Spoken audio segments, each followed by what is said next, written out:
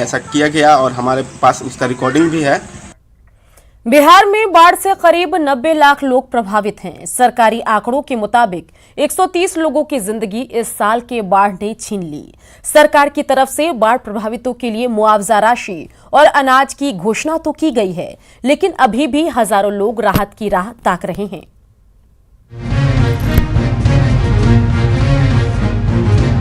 बिहार के 13 जिलों में बाढ़ ने त्राहिमाम मचा दी और न सिर्फ सैकड़ों लोगों की जिंदगी छीन ली, बल्कि लाखों के घर उजाड़ डाले, खेत खलिहान को तबाह हो बर्बाद कर दिया, रोजी रोटी का साधन छीन लिया।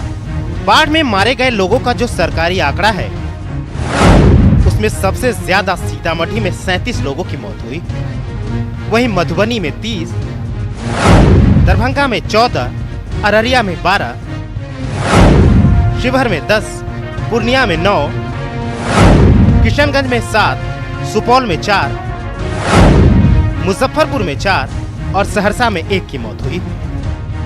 बाढ़ से इस साल प्रभावित पंचायतों की संख्या 1301 है। बिहार में बाढ़ से 88,47,000 लोग प्रभावित हैं। वहीं पीड़ित परिवारों की संख्या 19,50,000 है। बाढ़ पीड़ितों को राहत देने के लिए सरकार की तरफ से 1 क्विंटल अनाज और 6,000 रुपए देने की घोषणा की गई और सरकारी आंकड़ों की माने तो 19,50,000 परिवारों में से 17,50,000 परिवारों को राहत सामग्री और नकद राशि दी जा चुकी है। राहत पहुंचाने का सरकारी आंकड़ा तो बहुत बड़ा है, लेकिन न्यूज 18 की पड़ताल में सरकारी आंकड़ा झूठा साबित हो रहा है। सीतामढ़ी, रक्सौल, अररिया और मोतिहारी के बाढ़ पीड़ितों ने किसी भी तरह की सरकारी मदद मिलने से न सिर्फ इनकार कर दिया, बल्कि उनमें शासन प्रशासन के खिलाफ आक्रोश भी देखा जा रहा है। सब कुछ दे गेलो, हमरा सबके कुछ न मिल रहा है, न सोचना है, न कुछ है, न एमा को न देखे आयल, न सुने आयल, उपजा के खाइत रही। अब हम सब भूखे मर रह। सरकार से कुछ न मिल रहा है, 100 अनाजो न, वो पाइयो न, कुछ न मिला सरकार। हाँ, अपन जहाँ बोला तहाँ बोल सके, वो पाइयो न मिला। अभी कोई अनुदान नहीं मिला, इससे राहत मिला ना आपको? कुछ नहीं मिला अभी। तो कुछ नहीं मिला? नहीं, ये भी राशन कुछ नहीं। राहत मिलना था, वो भी अभी तक नहीं आया, नहीं मिला है। क्या हुआ, क्या कह रहे हैं? अब तो मुखिया सरपंच वो बोला है कि आएगा, अभी तक मिला हम लोग को नहीं। सानी भाई बाढ़ आए रहा 15 तारीख की, 16 तारीख से हल्ला भल की बात से बाढ़ पर पैसा आ गया सब कोई की, लेकिन आज तक ले बस पैसा ना आयल हम के। क्या हो दिक्कत क्या होता है? दिक्कत बाकी गरीब आदमी बानी स्वामी के कोनो साधन नहीं के खाए पिए के चाहे कुछ होते। बाढ़ पीड़ितों के मुद्दे को लेकर विपक्ष भी सरकार की मंशा पर सवाल खड़े कर रहा है। आरजेडी नेता की माने तो सरकार सिर्फ घोषणा कर निश्चित हो गई। ये तो सरकार की कितनी बड़ी चूक है कि बाढ़ पीड़ितों के लिए 6,000 रुपया देने की घोषणा हुई और अभी तक बाढ़ पीड़ित के पास वो पहुंच नहीं पा रहा। हालांकि आपदा प्रबंधन मंत्री का दावा है कि एक बाढ़ पीड़ित को राहत राशि और अनाज मिलेगा। मंत्री की माने तो जो लोग छूट गए हैं उन्हें जल्द ही सहायता पहुंचाई जाएगी। निश्चित रूप से जो भी यदि छूटा है या कोई कारण से जिनका अवरुद्ध हो गया, खाता में नहीं पैसा गया है, तो हम शीघ्र चाहेंगे कि खाता यदि उसका खुला भी नहीं है तो खाता खुला के हम लोग शीघ्र ही उनको पैसा उनके खाता में डलाने का प्रयास करेंगे। आपदा के वक्त अविलंब राहत की दरकार होती है और इसमें देरी लोगों को आक्रोशित करती है। जरूरत है जिम्मेवारी से सरकार आपदा प्रभावित लोगों तक समय से राहत पहुंचाए, क्योंकि अभी भी हजारों लोग राहत की राह ताक रहे हैं। न्यूज 18 के लिए पटना से कुलभूषण की रिपोर्ट। बात पूर्णिया की, जहां रिश्ते को शर्मसार करते हुए एक हैवान सौतेले पिता ने मासूम बेटी की गला रेत कर हत्या कर दी। हत्या के बाद शव को छिपा दिया। घटना के बाद से सभी आरोपी फरार हैं। पूर्णिया के अमौर थाना के छतरभोग गांव में 8 साल की बच्ची का शव पाट के खेत से बरामद हुआ। आरोप है कि बच्ची के सौतेले पिता हसन ने ही गला रेत कर मासूम की बेरहमी से हत्या कर दी और कुछ लोगों के सहयोग से उसे घर से थोड़ी दूर पाट के खेत में फेंक दिया। वही है, सतेला बाप है वो, और वो जो बच्ची को गला से कौन चीज़ काटा है ये हमको मालूम नहीं है। इसको जो है ऐसा सज़ा मिलना चाहिए, कड़ी से कड़ी सज़ा मिलना चाहिए। इसको बहुत मेहनत से हम पाले थे, बचपन से उनको पाल के तैयार किए। कल तक सीधा वो बोली बता नहीं रहा था। कल उसको धमकी जब दिए तब वो बताया कि पटवा खेत में हम रखे हैं, हमको बचा लीजिएगा। गोपालगंज मंडल कारा में सजायाफ्ता कैदी की मौत के बाद परिजनों ने जमकर बवाल काटा। परिजनों ने जेल प्रशासन पर इलाज में लापरवाही का आरोप लगाया और आरोपियों को जल्द से जल्द बर्खास्त करने की मांग की।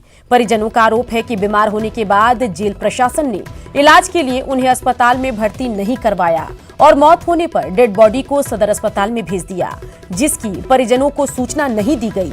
वीरेंद्र यादव के ऊपर चर्चित हत्याकांड ब्रजेश राय की हत्या में शामिल होने का आरोप था। जेलर हैं, उनको पता नहीं, नींद में थे कि कैसे थे, ये उनको पता नहीं चला, उनको हॉस्पिटल में भेजा नहीं गया। अगर एक कैदी कहीं जाता है तो उसके पीछे 10 फोर्स रहता है, आगे पीछे घूमता है और तबीयत खराब हो जाता है तो उसका किसी को, सरकार को कोई ध्यान नहीं है। मैं इसका काफ़ी निंदा करता हूँ और जेल प्रशासन को, जो भी जेलर है उनको वहाँ से हटाया जाए और जांच का विषय है, इसको जांच किया जाए। हम लोग चाहते हैं कि सुप्रिटेंडेंट को बर्खास्त किया जाए और मीडिया में तुरंत उनको आउट किया जाए कि सुप्रिटेंडेंट बर्खास्त हो गए। बस हम लोग यही चाहते हैं और पिताजी को मान सम्मान के साथ हमारे घर पर पहुँचाया। बिहार के भोजपुर में आपसी विवाद को लेकर हथियारबंद अपराधियों ने सरेआम गोलीबारी की घटना को अंजाम दिया, जिसमें गोली लगने से भोजपुर एनएसयूआई के युवा अध्यक्ष मनीष सिंह उर्फ डुलडुल और अपू सिंह बुरी तरह से जख्मी हो गए, जिन्हें स्थानीय लोगों ने तत्काल इलाज के लिए निजी क्लिनिक में भर्ती कराया। फिलहाल अपू सिंह की हालत बेहद नाजुक बताई जा रही है। घटना जिले के नवादा थाना क्षेत्र की डीएम कोठी के समीप की है। बताया जा रहा है कि मनीष सिंह अपने 2 साथियों के साथ बाइक से नवादा थाना जा रहे थे, तभी डीएम कोठी के पास हथियारबंद अपराधियों ने अंधाधुंध फायरिंग शुरू कर दी, जिसमें मनीष सिंह और अपू सिंह जख्मी हुए हैं। वहीं खबर मिलते ही पुलिस मामले की पड़ताल में जुटी है। दोनों बच्चे को लगा है, काफी सीरियस है, बीपी बड़ी मुश्किल से मेंटेन की। अभी एक का पेट खोलने जा रहे हैं, दोनों का बिल्कुल 50-50 चांस है। क्या लग रहा है कि यहाँ से रेफर कीजिएगा कहीं? नहीं, अभी हम लोग रख रहे हैं कि कोई उपाय नहीं है ना, ब्लीडिंग हो रही, भेजूंगा तो कोई से पार नहीं कर पाए, तो अपने पास कोई ऑप्शन नहीं सिवाय ऑपरेशन।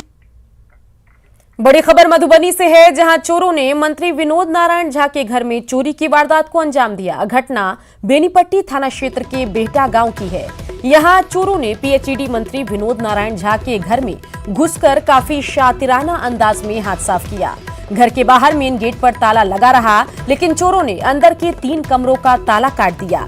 कितने के सामान की चोरी हुई है, फिलहाल इसका अंदाजा नहीं लगाया जा सका है, लेकिन इसी गांव में रिटायर्ड फौजी के घर भी चोरों ने चोरी की वारदात को अंजाम दिया और बताया ये जा रहा है कि सेवानिवृत्त फौजी संजय झा के घर से चोरों ने करीब 15 लाख की संपत्ति उड़ा ली। पुलिस फिलहाल मामले की पड़ताल में जुटी है। माननीय मंत्री श्री विनोद नारायण झा जी का बेनीपट्टी थाना अंतर्गत बेहटा में मकान है, मकान खाली था और रात्रि में इनके घर में चोरी करने का प्रयास किया गया है।